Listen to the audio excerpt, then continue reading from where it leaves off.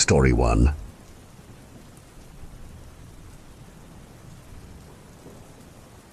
Thinking back to that night, I wonder what I could have done differently. As a naive 12-year-old, I made a stupid, spur-of-the-moment decision without thinking. The last 12 years of blame and self-hate have forced these memories to play on repeat. That being said, I think I'm finally ready to forgive myself and just remember him as he was, my best friend. Every kid has the same fear on their first days of school. Will anyone want to be friends with me? I was thinking the same thing, sitting at the lunch table for hours. But then, a young, dirty, blonde-haired kid sat opposite me and complimented my bright blue dinosaur-adorned lunchbox, and all my fears washed away.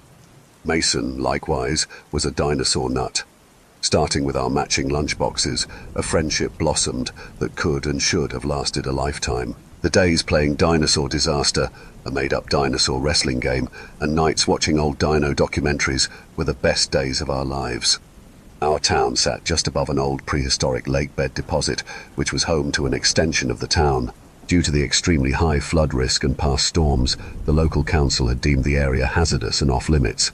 As a result, the area had been left in a hurry, giving its shambled remains the image of a ghost town. Its frankly dilapidated condition and mystique had most local kids attempting to break in weekly.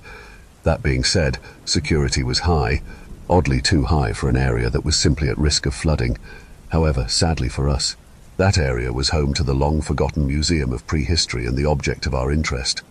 The plans we made up in Mason's back garden treehouse could have seen us as world-renowned paleontologists, although what we wanted more than anything was to get just a peek at the treasure trove lying untouched in that valley. We weren't bad kids. We listened to our parents' warnings and understood why we couldn't go down to the lakebed. But after years of fantasizing, an opportunity arose in our first year at secondary school that we couldn't help but pounce at. You hear about that ghost town in Grays Valley? Well, apparently Josh Browning is going to throw a lit party in a week. I don't know how, but he's found a way in, the rumor mill churned, smacking me in the face as Mason charged down the hall, practically doing the same. Leah's going, he coughed between bated breaths. My puzzled look encouraged him to elaborate. She's going to Josh's party. Maybe we can go with her, down to the old town. As we stared into each other's eyes with hyperactive excitement, we knew this could be our only chance, so long as Mason's sister would be cool with it.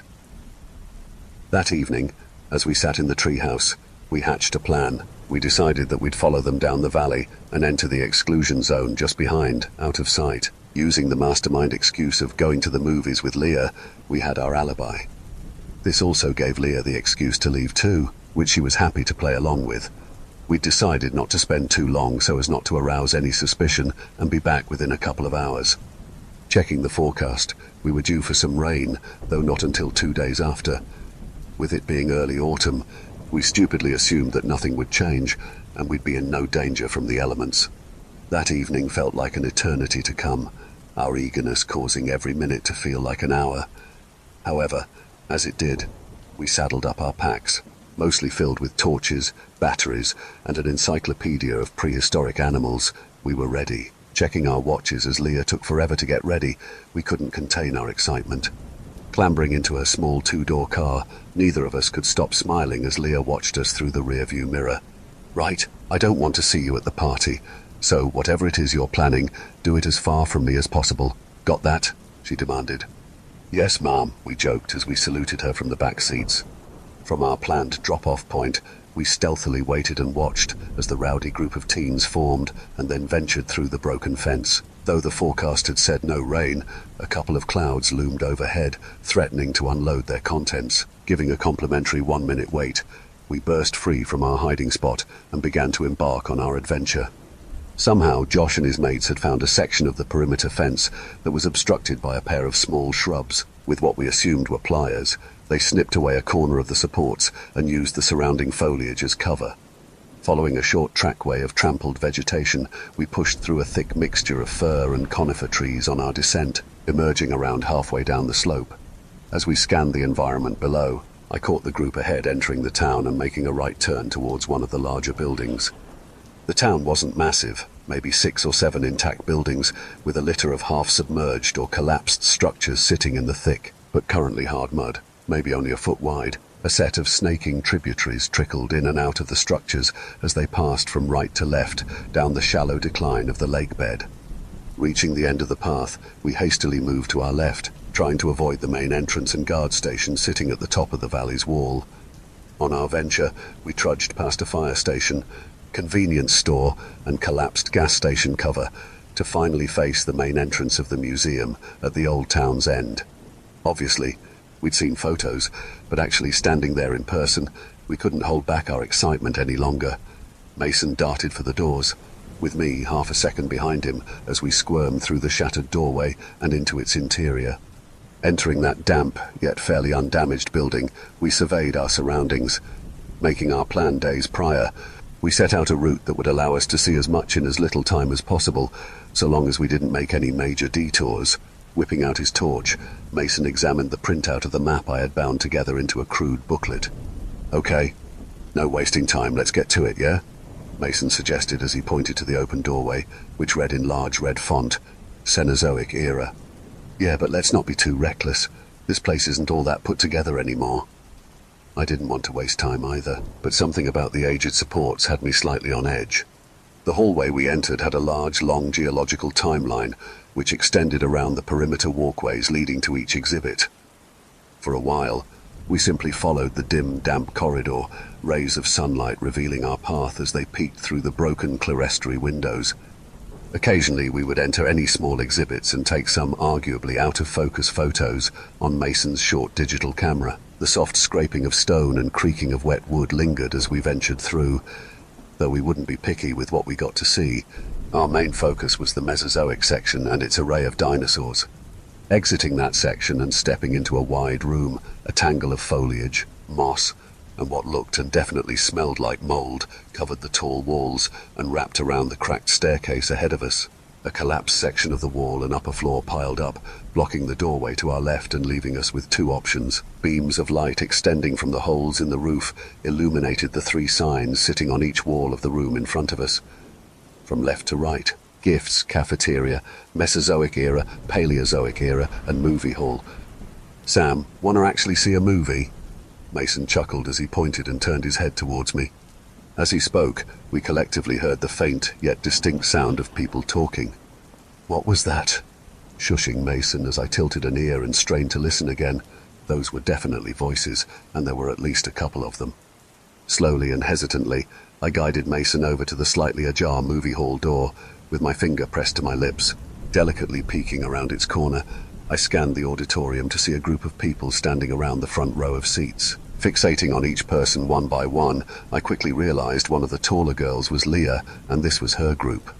"Oh, Josh, these seats are all wet. Where are we supposed to sit?" And "Toss me another. This place blows." One girl droned on in an obnoxious tone as the guys in the group cracked open another can. "Well then, guess we're not going in here, are we? Don't want to upset the big boss," Mason jokingly whispered again as we wound our necks in and turned to the staircase. "Thought they were supposed to be partying. This is definitely not the type of place Leah would hang out, unless she's trying to pull," Mason's sarcastic wink solidifying why I was his only friend. "How'd they get in? You think there's a back entrance somewhere?" I questioned, but Mason had already started ascending the broken staircase. Stepping foot on those weak panels didn't fill me with confidence, as their pained groans only added to the building's settling noises. Reaching the top, we both stood in awe as we gazed upon the objects of our infatuation. Standing ahead was the largest collection of dinosaur animatronics and statues in our county. Surprisingly, what caught our attention first was a jumbled mess of bones, some connected to the supporting wires, but most laying, cluttered on the granular floor. A Frankenstein's monster of multiple dinosaur species stared us in the face, though there was no name or description panel. Trying to concentrate on the creature, I couldn't tell if it was just a jumbled mess caused by the crumbling exhibit, or it had been made that way. The audible click of magnetic limbs drew me up to see Mason adding an average-sized rib bone to the stout Carnotaurus skull in a phallic design. Chuckling to one another, Mason jumped down and passed me into the main bulk of the room. However, my eyes didn't follow at first. They were almost transfixed on the skeleton. Something about its disjointed proportions and angular frame made me uneasy. It seemed to jerk ever so slightly, chalking it up to wind or the recent meddling of Mason's. My engagement was quickly broken as he called for me to follow. Walking the exhibit, with interspersed flashes of a camera, we couldn't have been more vindicated for actually coming down that evening. I don't know how long we spent, but we must have meticulously examined and debated each sculpture's accuracy and coolness, as Mason put it. Mate, that Gnathosaurus is well weird. Look at its crest. What are we saying, a top 10 dino? As Mason took another snap, I couldn't help myself but interject, regardless of how cringe I would have sounded then and still do now. That's a pterosaur, not a dinosaur actually, but yeah, it's 100% a top 10. Not all the sculptures were unscathed by the withering of time, though most were just slightly water damaged. A couple of headless raptors definitely made up for the unfortunate crumpled piles of plastic and fabric. Similarly, with the absence of electrical connections, all but one of the animatronics actually made a sound, though it could be compared to wheezing rather than the original vocalizations. We'd easily spent more time than planned there, but striding into the Cretaceous exhibition, we finally gazed up at its centerpiece. A hulking titan loomed over us as we stood, marveling at the Tyrannosaurus. He's a big boy, isn't he? Mason really had a way with words. How about you put your head in his mouth and I'll take a photo? I knew he'd ask me, so I quickly got my question in first. Smiling, somehow he seemed game, and with little pushback, quickly positioned himself below the behemoth, his head rising closer and closer to its maw as the image put into perspective how small we really were in comparison. Lunging forward, a distorted, broken, crackling roar bellowed from the slack-jawed theropod as the scratching of carbon fiber bones echoed in unison. Its suddenality sent Mason flying backwards to the floor, like a startled cat, and caused me to become paralyzed in place. The gap between Mason's head and the jagged rows of teeth as it jerked had been so small. For an instant, it seemed as if he would have been swallowed up by the animatronic. Looking at the now slumped T-Rex and then back at each other, laughter broke out, though it was strained and faked, Mason's eyes hollow and extremely wide as the beast rocked back to its original position. The near miss must have put into perspective how dangerous of a situation we were really in. Our stunned silence was complemented by the absence of settling noises and the emergence of a soft dripping overhead. Sitting on the exhibition floor, a small drip of water hit the back of my neck and slithered down my shirt, causing me to squirm in place. My head slowly tilted upwards as another droplet hit me square in the face. It was dark, no longer the dim afternoon but the early evening. As the grey clouds thickened, raindrops gradually beat through the opening in the ceiling, causing me to realize we'd been here too long. Turning to Mason, I was about to tell him we didn't have much time left, but he hadn't moved. His gaze was no longer on the T-Rex, but locked in on something out of my sight. Nudging him forcefully, his eyes never lost their laser-like focus. What, Mason, what is it? Sam, where did that skeleton go? His voice trembled like a young child getting reprimanded by a parent. What? I questioned as my eyes filtered around the legs and fake shrubs of the dinosaur's podium. The section was empty. Did it fall over or through the floor, maybe? They were empty suggestions, as I knew we'd have seen or heard something. The distinct change of his mood and body language had me on edge too. However, before I could open my mouth to ask for us to leave, voices came from the floor below.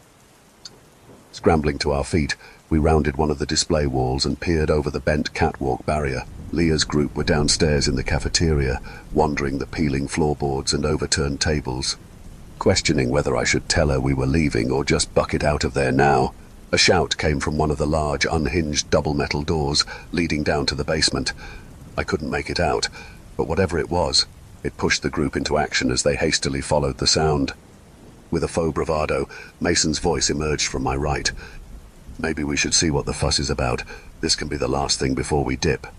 Nodding, regardless of the small pocket of fear welling within, we searched for the makeshift entrance they'd used to get into the cafeteria. With no luck, Mason pointed out a slab of collapsed wall below us, creating a pseudo-ramp from the second to first floor. It definitely wasn't fully stable, but with our only other option to track back to the main entrance, we ventured down. Effortlessly, Mason hung from the catwalk barrier and lowered himself feet first onto the slab, sliding down to the floor. However, somehow I managed to lose my grip and fall a short distance, back first onto the slab, slumping down to the floor in a heap. It was painful, but didn't hamper me too much initially, mostly due to the adrenaline and my desire to end our little excursion. As I slowly propped myself up on one of the overturned tables, Mason stretched out a hand, beckoning me to take it and rise to my feet. The basement was pitch black, mostly due to the absence of a light source down in its depths. With a slight nod of solidarity, we clicked on our torches, barely cutting through the dense, moist air, and descended the thick stone stairs. Following the quiet chatter, we stepped through a thin layer of water which blanketed the basement's stone floor as we advanced.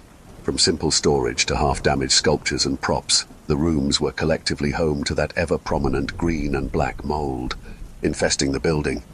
Finally, we saw the group as they entered a room filled with early human mannequins.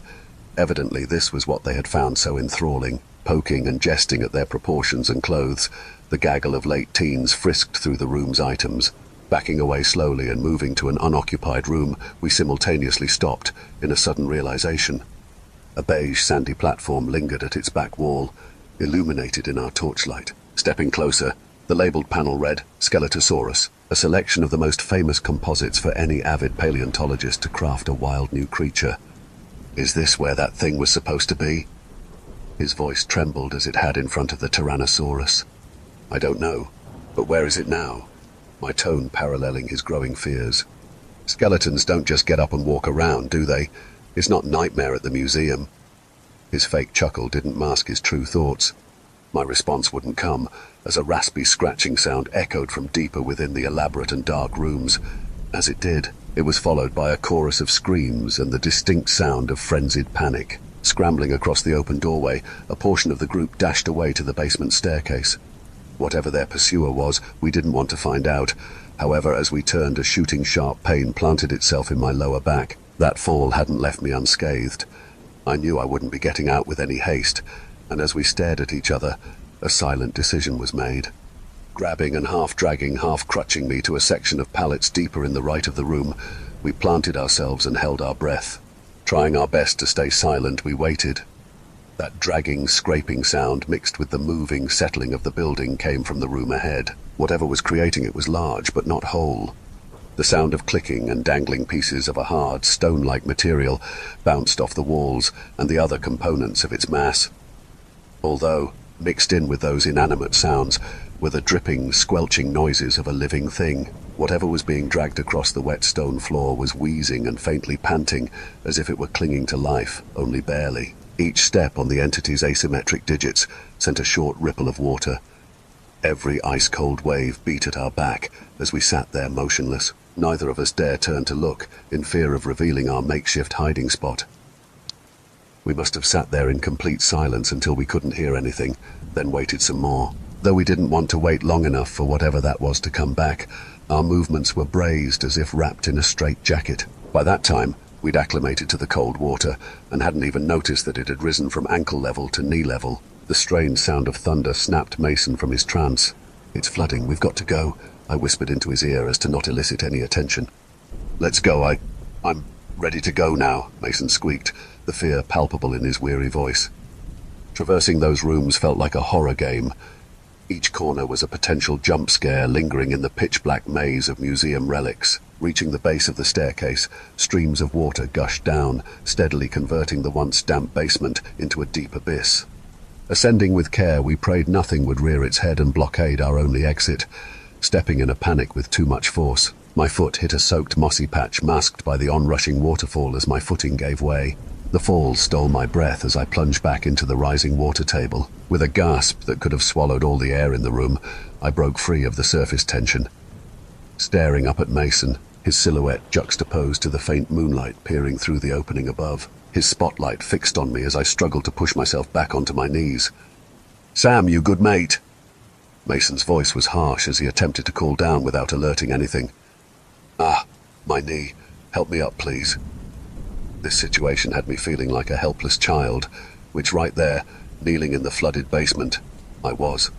In the fall, my torch had disappeared under the deepening current, though not at the forefront of my mind as we attempted to climb out for a second time. His outstretched hand, grasping my shoulder and heaving me up as I barely put one foot in front of the other on our ascent. Breaking free from the darkness, we could tell that we were in a very dire situation.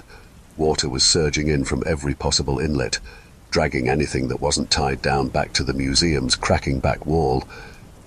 If we weren't more careful, we could end up following the impending opening of the floodgates, pulling us downstream.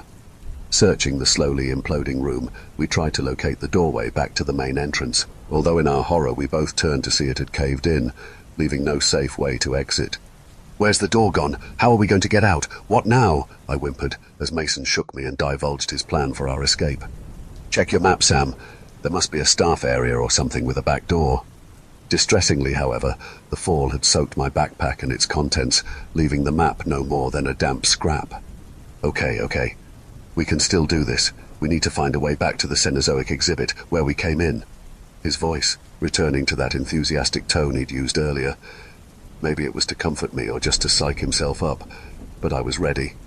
At that time, with the falling debris and increased water level, a small section of the catwalk we'd previously been stood on had dropped, allowing us to access it if we gained a small amount more height. "Mason, if we move a table or two, we can jump back into the railing from the second floor. Look," my outstretched arm pointing to our hopeful salvation. "Yeah, I think that will." His statement was cut off by a sound that sent a shiver up our spine, colder than the surrounding water. As parts of the building fell, splashing in the rising water level, another fainter sound could be heard between the rumbles of thunder. The scraping sound, whatever it was originated from, was still inside. "Sam, you work on the table. I'll keep an eye out and watch your back." His voice remained firm as the cone of light from his torch extended out into the wide room behind us. The torch only just lighting a pale white flicker. Its disjointed figure lurched out of sight once more, dragging what seemed to be the upper half of one of the mannequins. "Sam, let's get a move on." His voice growing more frantic as I could see the torchlight flick across the room's perimeter. Hobbling over to a round table, I tried to use my body weight to lever it up onto my back so I could carry it. However, as I did, a section of wall gave way and a blast of water sent me to my knees. Interspersed between breaths, I called out for Mason as he tried his hardest to keep track of our stalker. "I can't. We're going to have to do it together." I knew Mason didn't want to take his eyes from the rest of the room, but with a short, vicious "fuck" under his breath, he swiveled, and collectively we mounted the tables. Like mice running from a cat, we scaled that unstable platform and scrambled up to the second floor as fast as we could, fighting the urge to look back as those scraping sounds drew closer. Darting, slipping, and fleeing across the second floor exhibit, we passed the things that had excited us so much, now only relegated to obstacles blocking our escape. Stopping at the top of the staircase, a riptide beat against its supports as debris and steps flowed down, hitting the weakening back wall. As we hesitated at the top, the unmistakable sound of a raspy, broken T-Rex roar emanated from back within the exhibit. Only one thought shot through our minds as we knew what had activated its sensors. Pushing me up front as my lower body began to fatigue, Mason's head doubled back as to ascertain our pursuer. "Right, don't worry about that. Just take it slowly and don't put too much weight on the steps. They're practically falling off," his goading hand signals leading me down the dilapidated structure. "Look there, the raised podiums. Just get on them and we'll be okay." His encouraging words driving back the talons of nausea that were embedded within me, preventing any semblance of rationality. Traversing the stairs, each platform creaked and cracked on my descent, leading me to make a stupid, reckless mistake. In hysterics at the looming sounds from the second floor, I quickly hopped down the last three, disregarding Mason's earlier statement. Shattering under my weight, their splintered remains rapidly flowed down to the back wall. That must have been the final straw, as, the moment they collided with the mound of debris, the back wall collapsed, sending the river of rubble hurtling downstream at a breakneck pace. Staring out at the rapids, many of the previously seen buildings were flowing away in the writhing channel that had formed. Mason followed suit, painstakingly clambering down as far as possible.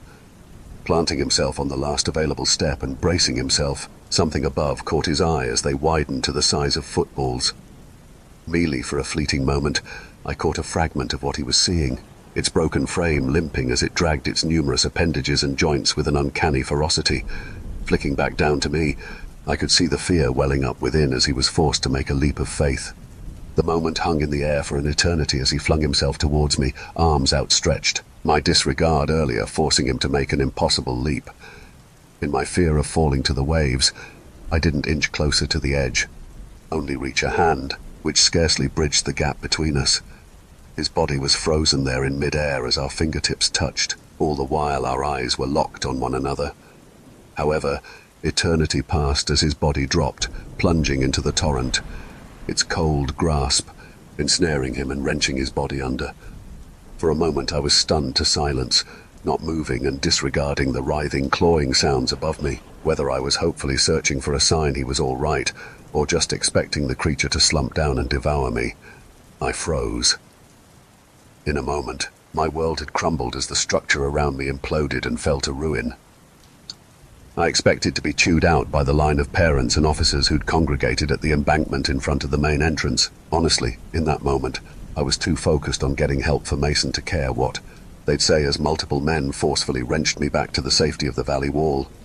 My naivety and panic only left the adults with solemn looks as they grasped the situation, something I wasn't able to process. My pleas only falling on deaf ears as there was nothing any of them could do.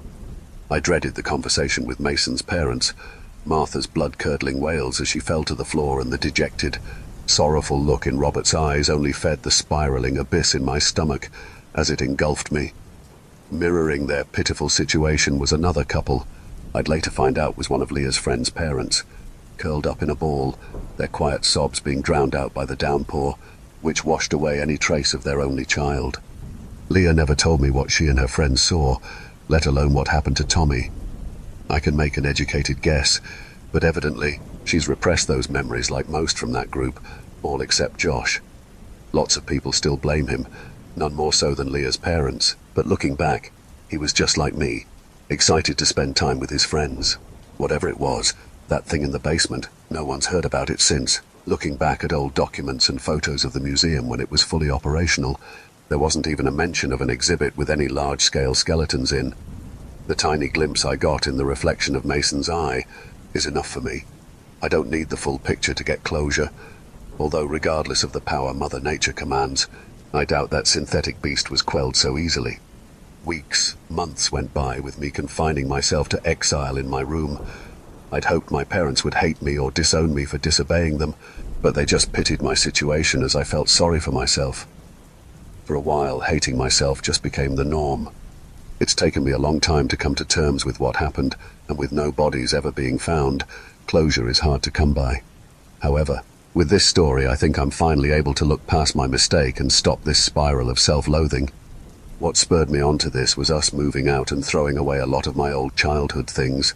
That dinosaur lunchbox forced my recollection and has given me the motivation to move on. I've applied and been accepted into the Oxford University on a geology and paleontology degree, and by God, I'm going to be the world's greatest paleontologist, not just for myself, but for Mason. Story 2.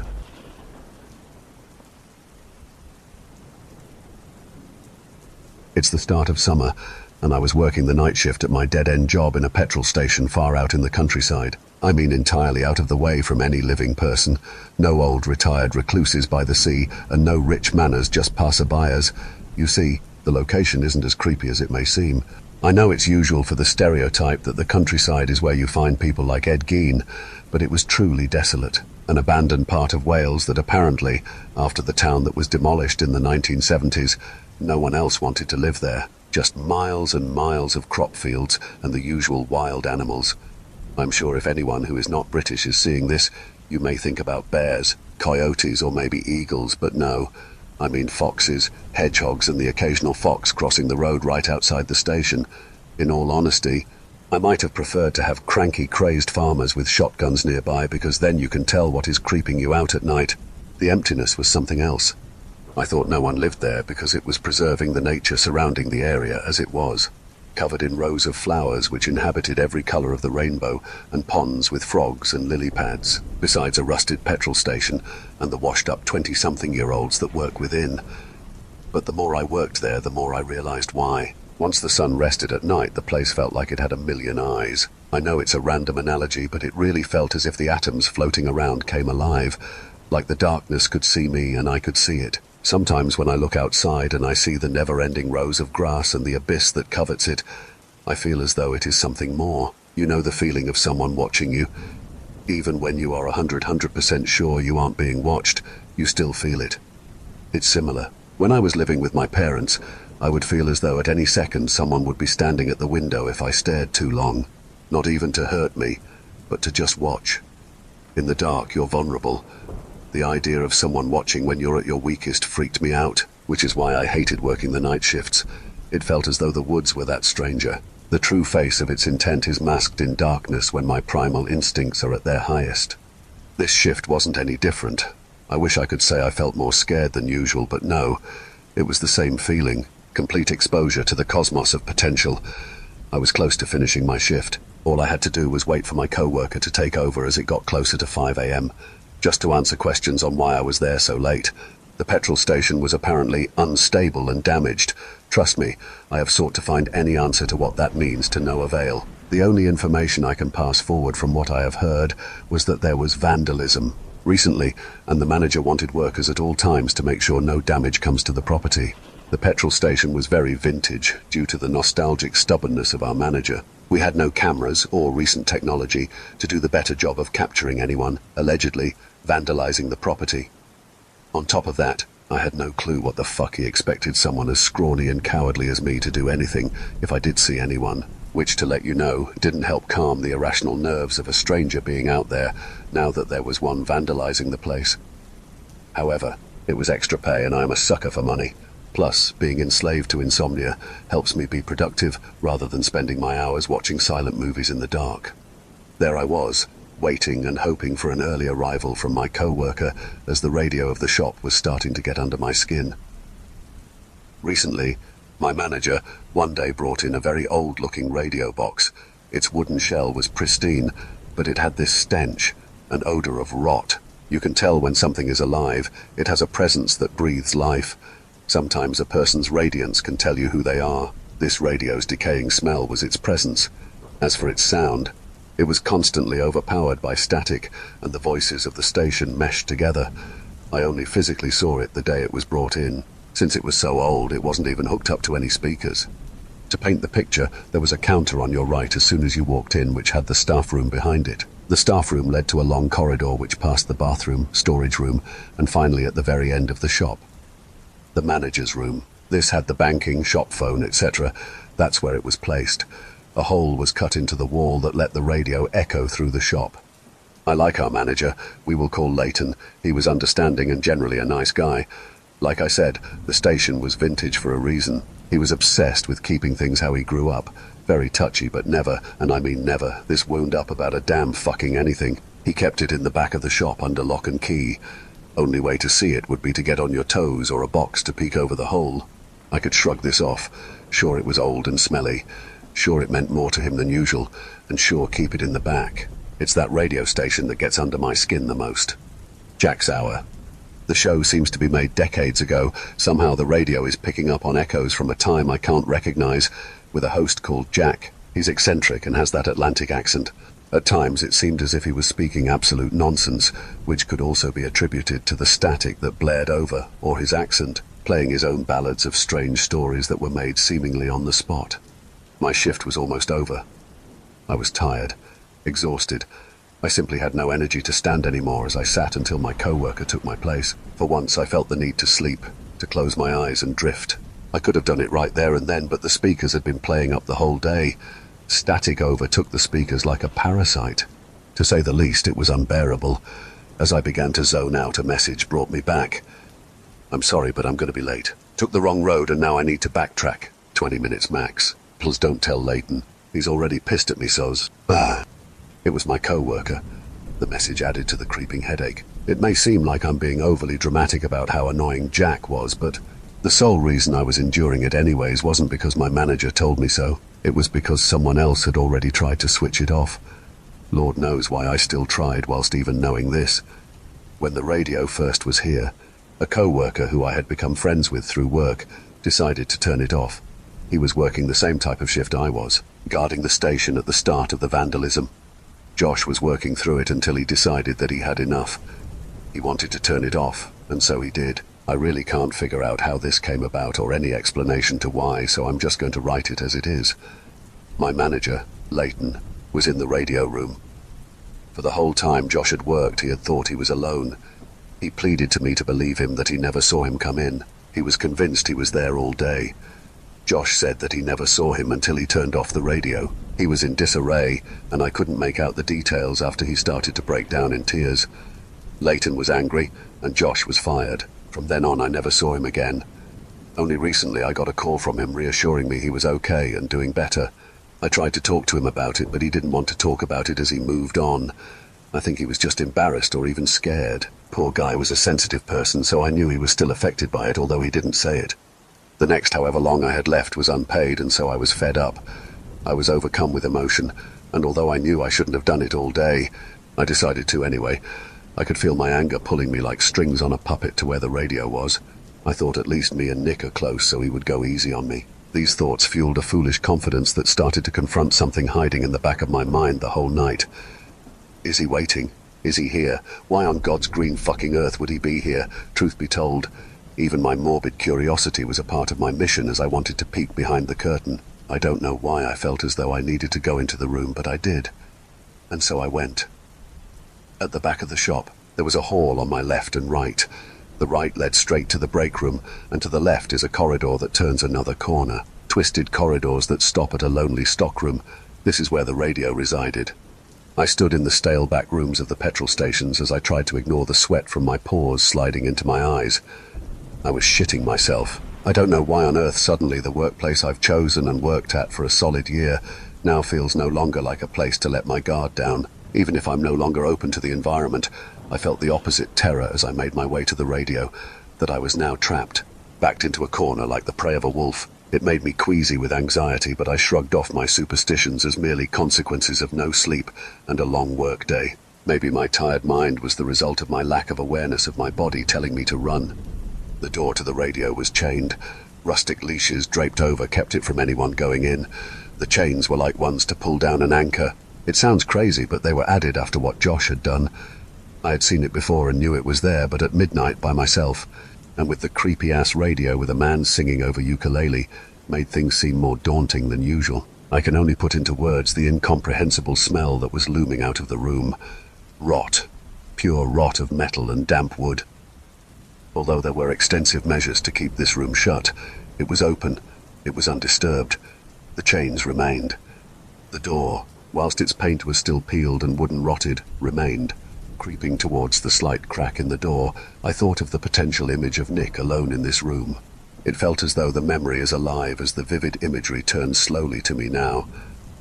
I don't know why, but in my mind's eye I see him turn, his face missing. Even now as I write I can feel him scream and dread weakening my limbs. He wasn't there. Relief boosted my confidence once again. It felt as though I survived a chase as the fleeting adrenaline wore off. At that moment a naive embarrassment hit me. Why on earth was I so scared? Rationalizations became easier to swallow as I thought more about whatever was causing me so much fear. The room I stepped into was the bare minimum of clean. It was very anticlimactic. I didn't bother to take in the room's mediocre surroundings as I went to the radio. It was on the floor. It seemed to have been placed inside a box, but the container must have been damaged as the wood seemed to be dissolved. I'm guessing Nick tried to give it extra protection, but some insects had broken down its container.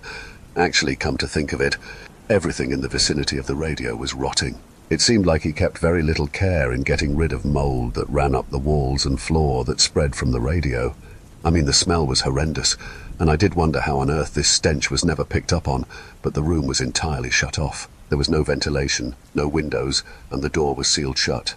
Everything feels wrong about this. Why did he care so much, yet let it be surrounded by such a hazardous environment?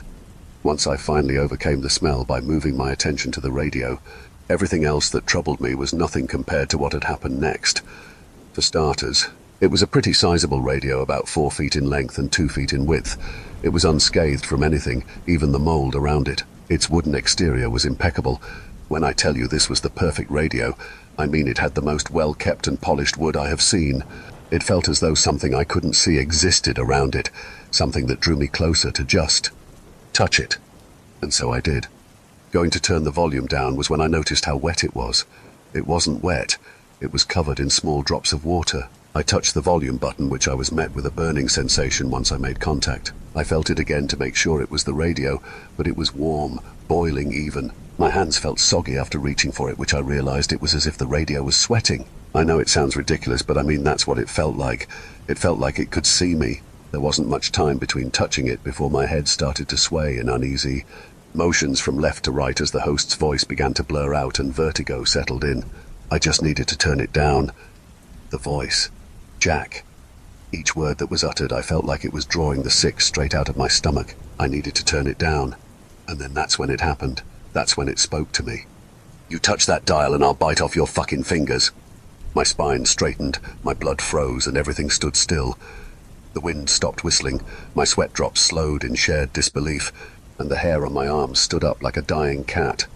The violent static filled the silence, distorting as the time went on. The bass trembled so hard I could feel the vibrations through the floor. It continued. "That's right, folks. With a show so good, we just had to keep it going. You're still in the Jack's Hour, and we have got a very special guest of honor for a very special listener." I remember it clearly. The weight of his words nailed me in place as I fell to the floor. Seemingly in an instant, the temperature raised higher than before as cold sweats drenched my increasingly hotter skin. It's like the room had turned into my very own brazen bull. This next part I don't know how to explain. I know this shit sounds crazy, and it is, but this is physically hard to type. Look, you need to know that my mother died when I was young. I was 13 and she had been battling with cancer for a solid year. Even though I knew her before she was diagnosed, that's the only image I can remember of her. Seeing her laying in bed all day, losing her hair and hearing her throw up every night. That's all I can think of when I hear her name. Maybe it's because when she was at her absolute lowest, points that can turn Christians into atheists, that's when she showed me how strong she was. Close to death, she was still kind, brave, and entirely selfless. She showed me how to be brave and endure the fears that life can put upon you. It was hard when she died, but it would have been harder if she hadn't been the star she was before she left. Sorry, I know it's a lot, but I just want you all to know that in no way what happened next was her. She's gone. She's dead. She did not know Jack. I listened to the conversation that played out. It started with Jack. "So, Mrs. Williams, you wrote to me a while back when you were suffering with cancer, is that correct?" "Yes, that's correct. A very tough time, not just for me, but also for my son and dearest husband." "Oh, poor Cass, my condolences. It's grand to see that you're finally back in good health." "Recovered. Haha, very funny. Of course not silly. How else would I have gotten here? Definitely not by choice, that's for sure." Laughter broke out between them. A pause smothered the joy as quickly as they started. Static filled the space that silence left. My own mother was talking to Jack. He even said her name. Cassie Williams. It was her. I felt it all. I felt the horror and absurdity, and then the pain rushing in, as I remember the first time I saw my dad cry as he knelt over my mother's body. I was confused, and all I could do was listen. Okay, I didn't run. I didn't want to turn it off anymore, even if I knew it wasn't her. It was, and she was speaking to me. They carried on. "Now, from what I understand when you wrote in, you have a very special message for your son, right? He should be listening to this whilst he's at work, yes?" "Yes, that's correct, Jack. First of all, I want to address my sweet boy Harley directly. Ahem. I hope you are okay and know my heart still beats for you and Dad." With a flattened voice, she adds, "It can get very lonely down here," followed by a painful and swift inhale. She continues, "Nonetheless, I have something I need you to do. You are my very special boy and always have been. You see, when I was diagnosed with cancer, it opened a lot of doors and parts of my mind I never explored, feelings I never felt and moments I could never get back. This was a very troubling time, but within weakness I found something to comfort me. Through Jack's show I found life a whole lot easier, and so I wrote in. He wrote back and we talked throughout my treatment. I didn't know how I could ever repay Jack for the help and advice he gave me during the toughest part of my life. I never could once my life was over, but you are still alive." I was speechless. She never ever mentioned anything about her contacting this supposed radio host in the middle of the Welsh countryside. "Come on, baby. Your mother needs you. Please, Harl, just talk to me. Tell me you will do this for me. I need you to do this." Trying to speak felt like trying to keep vomit down.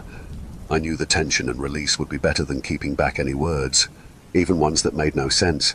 I wanted my mum to know I heard her, that I love her. The shock of it all kept me back, and the closer I got to spilling my guts, the more my mother urged me to speak. I don't know how she could see or sense what I was feeling, but she knew.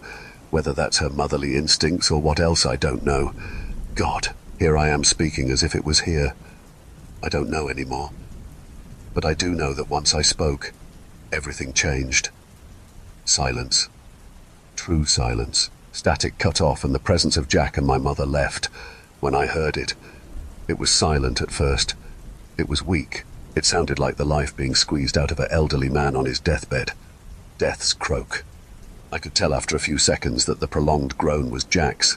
Even worse, it sounded as if it was coming from the radio. His borderline throat singing, changing pitch in all emotions, echoed against the hollow wood walls of the radio. He got louder, and he stopped as quickly and violently as he started.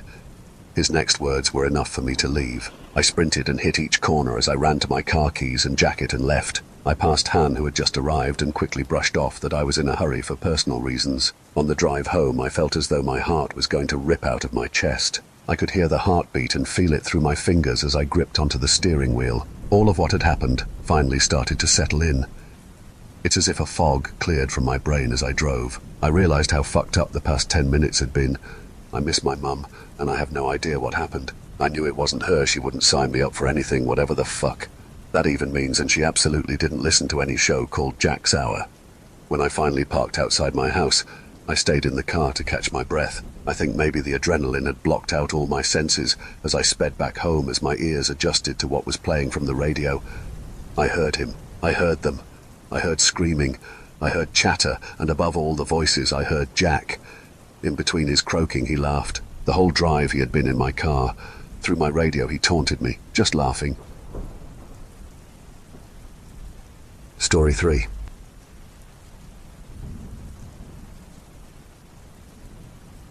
Growing up, my best friend was my older brother, Anthony. In most cases, sibling rivalries start young and grow more frequent with each passing year, always competing for who gets more of their parents' attention, fighting over clothes, toys, etc. My friends at school would always complain about their siblings, but I could never relate to that sentiment. Anthony and I would have the occasional spat, but more of the time we got along perfectly fine, and as time went on, our bond only got stronger, but we probably have our closeness in age to thank for that. Anthony and I did everything together. We shared clothes and toys, we had all the same friends, and even at one point we shared a toothbrush until our parents informed us how that was unsanitary. But you get my point. We were the best of friends, and I think our closeness was the reason he went missing. Over the summer, Anthony and I would be out of the house from the crack of dawn, right up until the sun was gracing the western horizon with its presence. We would spend days on end down at the lake swimming or go exploring the rock quarry pretending that we were treasure hunters, but our favorite pastime was exploring the woods behind our house. The woods were vast, stretching for miles in either direction. Our goal for the summer between our 5th and 6th grade year was to explore and map out the entirety of the woods. It was an ambitious goal, and I think even if we were given the entire school year to do so, we would fall flat. We did have some help, though. Our friend Tommy lived directly across the woods from our house. Our backyards weren't fenced in, and since they faced each other, it was very common for Tommy to show up on our porch asking to play, and vice versa. On the days that Tommy wasn't visiting his grandma or being forced to do yard work around the house by his hard-ass stepfather, he was in the woods with us, exploring. One day, around 7 o'clock in the evening, Tommy came knocking on our back door. It was a family dinner night, and we were watching Jeopardy with our parents. Before anyone had a chance to get up, Tommy had invited himself in. He was breathing heavily, as if he had just run a cross-country race, and his long brown hair was matted to his forehead with sweat. "Guys," he shouted, "you've got to come see this." Anthony's interest immediately piqued, and so was mine. "What is it?" I asked. "It's a surprise. I found something cool in the woods." We turned at our parents, silently asking them permission to go. We had just come back in for the day, so I was sure that they were going to say no. But then, my mother agreed. "Okay," she said, "just don't be gone too long, and have fun." Having fun was always her one rule. With that, we set off. We rushed to deposit our dishes in the sink, barely taking the time to properly scrub them off before bolting out the door. Tommy was walking now, still trying to catch his breath. "Come on, Tommy, tell us what it is," Anthony pleaded. "Nah, like I said, it's a surprise." He twinkled his fingers at us and we all giggled. It wasn't until we got deep into the woods that I became aware of how truly dark it was out now. The trees above served as a protection from the hot sun when we were out here during the day, but at night, it felt more like it was keeping us in, rather than keeping the sun out. We continued on. Eventually, Tommy's breath steadied, and we walked in silence for a few minutes. After a few minutes of us walking side by side, Anthony sped up a little, then turned to face Tommy and I. "Hey, guess what?" he asked. "What?" Tommy and I both answered in unison. Then, Anthony turned around and took off running. We would frequently race each other through the woods, and it would almost always start out this way. I should have seen it coming, but I didn't. "No fair," Tommy called. "Unfair head start," I followed up. Even without the head start, Anthony frequently beat me in these races. Despite being essentially the same age, we were Irish twins, so close that we're in the same grade in school. Anthony was taller, lankier. He had a good few inches on me, so his strides were always longer, and he could gain the upper hand almost flawlessly. We always told him he should try out for track and field, but sports weren't his thing. After a minute or two of running, Tommy and Anthony had left me in the dust. I could hear the rhythmic stomping of their feet up ahead, but I could no longer see them through the cluster of trees. I was all alone. I slowed down to a jog, admitting to myself that I didn't stand a chance of catching up now. Then, assuming they would wait for me up ahead, whenever they reached where we were trying to go, I slowed my jog down to a walk. The woods were silent now. I could no longer hear Anthony and Tommy running. I called their name, but didn't get a response. Breaking the silence of the woods felt wrong, and immediately a feeling of guilt washed over me for even daring to disturb its peace. Instinctively, I turned over my shoulder to look behind me, and I swore I saw something looking back. I looked back again, and whatever I saw had seemingly vanished. Panic was rising in my throat now, and my pace quickened. "Tommy! Anthony!" I whispered their names as loud as I could muster without disturbing the silence, or possibly alerting something to my presence. Behind me I heard the snapping of a twig. Without turning around, I sped up in the direction of Tommy's house. Behind me, the sounds of footsteps and twigs snapping and breaking grew increasingly faster and closer. It seemed that every step I took forward, the sound got 2 steps closer. Eventually, I could feel whatever was chasing me breath down my neck. "Anthony!" I shrieked, now sure that whatever was coming for me was coming for blood. I felt pressure on my back, and I instinctively raised my arms to shield my face as I tumbled to the ground. Whatever it was, it had tackled me and was now on top of me. "Get off!" I shouted. I tried to wriggle out from beneath its grasp, but I was stuck. Then I heard laughing. I opened my eyes to see Tommy on top of me, staring down and laughing. He fell over onto his back, laughing so hard that his eyes were wet. I struggled to my feet. "What the heck?" I fought to keep my voice from wavering, from sounding scared, but it didn't work. I looked around, and Anthony came out from behind a tree. "Eric, I had no idea he was going to do that. I'm sorry." He looked over to Tommy, who was now starting to stand up. "You just said you were going to scare him, not do all that." Tommy wiped some tears from his eyes. "Okay, but you should have seen your face." He started to chuckle again. I turned my focus away from them. I could still feel tears welling up in my eyes, and I didn't want them to think of me as some big crybaby. "Dude, apologize." Anthony was chastising Tommy now. "It's fine," I said. "I'm going home." I started to head back the way we came, but Tommy stopped me. "Wait," he said. "I'm sorry for scaring the absolute pants off of you, but I did actually have something I wanted to show you guys." He gave me a look as if to say, "Please stay," and I relented. "Okay, what is it?" "Follow me." Then Tommy turned around and headed down a steep embankment. "I really didn't know he was going to do all that," Anthony said. "It's fine. He didn't even get me that bad." We both knew I was lying, but Anthony was kind enough to believe me. "You sure you're okay, though?" He gestured to my elbow. "You're bleeding." I looked down and noticed my left elbow was scraped, blood pooling up and dropping onto my shoes. In all the adrenaline, I must not have felt it. "It's fine. Mum's going to be mad, though." We followed Tommy down the embankment. "Behold!" Tommy shouted when we got to the bottom. He stuck his arms out in a "tada" gesture. Anthony and I were both confused. "It's a bush," I said. "No, it's what's behind the bush." Tommy parted some branches and stepped through, casually disappearing from sight. Without a second thought, Anthony and I passed through together. As soon as we came out the other side, the smell got 10 times worse. There was a buzzing of flies, constantly droning in my ears and burrowing its way into my brain. Out of instinct, I placed my arm over my mouth and nose to try and block out the smell. "God, it reeks," Anthony said. That was when I saw it. About 15 yards away lay a dead deer, but the deer wasn't just dead. It was eviscerated. The deer had been torn in half, the back half laying some 20 feet behind the front. Its guts spilled out, creating finger-like tendrils of blood that covered most of the surrounding area where the body rested. To me, it looked as if the front half was reaching for the back, trying to reconnect the two pieces and make itself whole again. "Oh my God!" Anthony shouted as he stepped forward, his shirt pulled up to cover his mouth and nose. "Isn't it cool?" Tommy said. To me, it wasn't. I was an animal lover at heart, and I cried when my parents even killed a spider.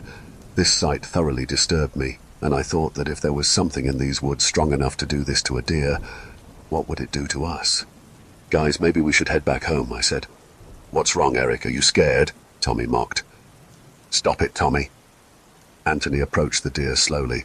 Its black eyes were a bottomless void. Any and all life had drained out of it when it was ripped in half. Tommy approached it now as well, poking it with a long stick. Anthony did the same, pressing up its lips and shoving its tongue towards the back of its throat. A giant rush of wind blew through at once, blowing the stench directly into my face. The scent was overpowering, a mix of decay and forest musk that made my eyes water. Instinctively, I covered my nose with my sleeve, but it did little to block out the smell. "What do you think killed it?" Anthony asked, his voice a mix of curiosity and unease. "I don't know. Probably a bear," Tommy answered. He sounded certain, though none of us had ever seen a bear in these woods. "No," I said, trying to mask the tremor in my voice. "Mum says there are no bears in these woods." But now, looking at this poor animal, I wasn't so sure I believed her. The deer lay in a contorted position, eyes wide open in what seemed like perpetual shock. Its body was twisted unnaturally, as though it had been tossed like a rag doll. We stayed a few minutes longer. Tommy and Anthony discussed all the horrible fates that they thought might have befallen the creature. They debated whether it could have been wolves, or maybe even a mountain lion. I sat idly by, drawing stick figures in the dirt with a twig. The longer we stayed, the heavier the air felt around us, as if the forest itself were mourning the loss of this creature. Eventually, I had convinced them that it was getting too close to dark, and that our mum would be mad if we didn't start heading back soon. We all set out, opting to walk Tommy to his house first, since he lived just a few minutes from where we found the deer. As we climbed the slope back to the top, I looked over my shoulder just one last time. I don't know if it was too dark, or if my eyes were playing tricks on me, but the deer was gone. The spot where it had lain was empty, and an eerie silence had fallen over the woods. Before I had time to process, Anthony and Tommy were already yards ahead of me and not giving any sign of slowing down. I turned back around and jogged to catch up, my heart racing not just from the physical exertion, but from a new, gnawing fear. "If you guys want, my mum could probably give you a ride home," Tommy offered when we reached the edge of his yard. His house loomed in the twilight, a safe haven that now seemed out of reach. "No, it's fine," Anthony said. "Unless Eric wants one." I stated that I was fine to walk, and that was that. We walked Tommy to the edge of his backyard, promising that we would be out bright and early tomorrow to come over and play. Tommy watched us depart, and right before he faded from view, he turned and ran inside. The door closed behind him with a definitive click, a sound that seemed to echo in the silent night. It would be years before I spoke to Tommy again. On the walk home, it was almost pitch black, and we were walking by what little moonlight was able to shine through the canopy above. The trees around us seemed to close in, their branches weaving a tapestry of shadows on the ground. "It's cold," Anthony said, pulling his jacket tighter around him. I agreed, shivering as the wind picked up, rustling the leaves around us. Then he followed it up with, "You know what will warm us up?" I shook my head no, and that's when he took off running. "No fair! You got a head start!" I shouted, my breath visible in the chilly air. I heard him burst out into laughter ahead of me, and that was all the motivation I needed. With pure determination, I sprinted harder than I ever had in my life. The trees flew by in blurs of dark green and black, their outlines a mere suggestion in the dim light. As I passed him, I shouted at him that he was a slowpoke, even though I could tell he wasn't giving this race his all. Meanwhile, I was on the verge of passing out, my lungs burning with each intake of the cold night air.